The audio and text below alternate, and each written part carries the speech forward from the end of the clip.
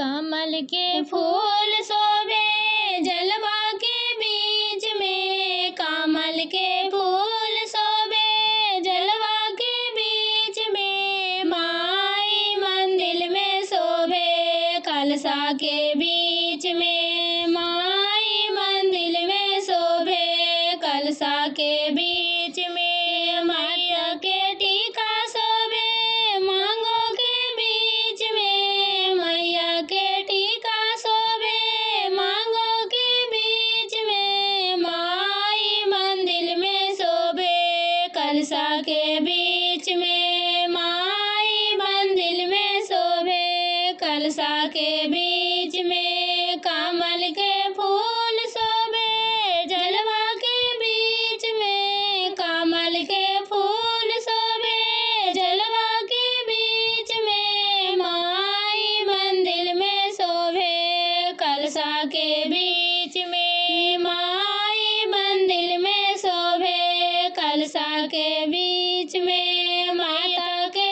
कंगन शोभे हाथों के बीच में, माता के कंगन शोभे हाथों के बीच में, माई मंदिर में शोभे कलशा के बीच में, माई मंदिर में शोभे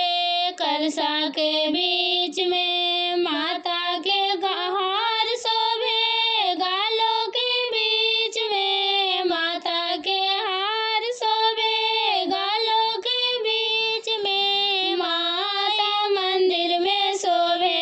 कलशा के बीच में, माता मंदिर में शोभे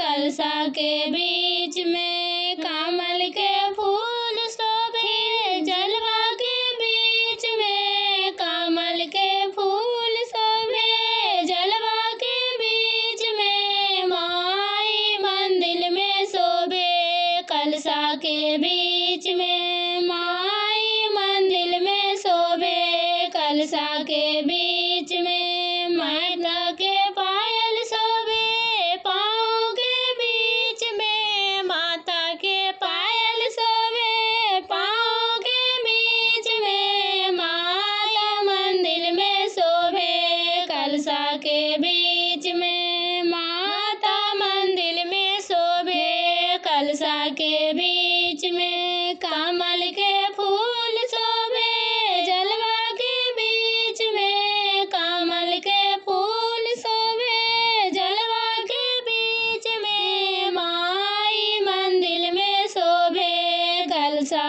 के बीच में, माई मंदिर में शोभे कलशा के बीच में।